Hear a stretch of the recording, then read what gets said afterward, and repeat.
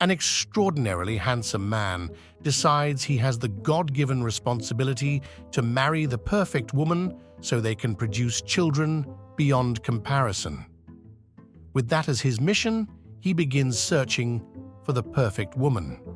After a diligent but fruitless search up and down the East Coast, he starts to head west. Shortly thereafter, he meets a farmer who has 3 stunning, gorgeous daughters that positively take his breath away. So he explains his mission to the farmer, asking for permission to marry one of them. The farmer simply replies, "They're all looking to get married, so you came to the right place. Look them over and select the one you want." So, the man dates the first daughter. The next day, the farmer asks for the man's opinion. "Well," says the man, "she's just a wee bit, not that you can hardly notice, but pigeon-toed." The farmer nods and suggests the man date one of the other girls. So, the man goes out with the second daughter. The next day, the farmer again asks how things went. "Well," the man replies, "she's just a wee bit, not that you can hardly tell, cross-eyed." The farmer nods and suggests he date the third girl to see if things might be better. So, he does. The next morning, the man rushes in exclaiming, "She's perfect, just perfect. She's the one I want to marry." So, they are wed right away. Months later, the baby is born. When the man visits the nursery, he is horrified. The baby has the ugliest face he has ever seen. He rushes to his father-in-law asking how such a thing could happen, considering the parents. "Well," explains the farmer, "she's just a wee bit, not that you could hardly tell. Pregnant when you met her." After a long day on duty, a tired police officer returns home. Exhausted, he quietly enters the dark bedroom and strips out of his uniform, leaving it scattered on the floor. He looks for the light switch, but figures his wife is lying in bed and decides not to disturb her. Just before he's about to climb into bed, his wife speaks. "Honey, can you run down to the corner store and buy some bread so I can make breakfast for the kids tomorrow?" she asks. "Fine, but you should have mentioned it earlier," grumbles the man as he reluctantly puts the uniform back on. He heads to the corner store, grabs a loaf of bread, and heads to the checkout counter to pay for it. As the cashier is ringing him up, they engage in casual banter. "Hey, Jerry," greets the cashier. "How are you tonight?" "Exhausted," replies the man. "I'm just grabbing some bread for breakfast tomorrow, then I'm going straight to bed." "Did you get a new job?" asks the cashier.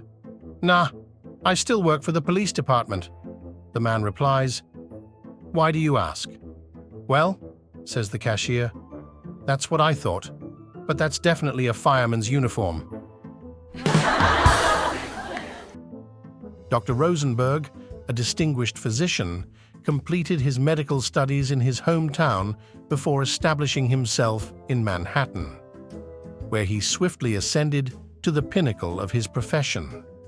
One day, he was invited to present a significant paper at a conference, coincidentally held in his hometown. He approached the stage, and while placing his papers on the lectern, they slid off. As he bent down to retrieve them, he accidentally emitted a resounding fart. Amplified by the microphone, it could be heard throughout the room and down the hall. Despite his embarrassment, he managed to regain composure and deliver his paper before hastily exiting the stage. He then returned to Manhattan, vowing never to return. Years later, when his elderly mother fell ill, Dr. Rosenberg reluctantly returned to his hometown. Checking into a hotel under the alias Smith and arriving in the cover of darkness, the desk clerk inquired, "Is this your first visit to our city, Mr. Smith?" Dr. Rosenberg replied, "Well, young man, no, it isn't. I grew up here but moved away after receiving my education." Curious, the desk clerk probed further. "Haven't you visited since?" Dr. Rosenberg hesitated before confessing, "Actually, I did visit once many years ago, but an embarrassing thing happened, and since then, I've been too ashamed to return."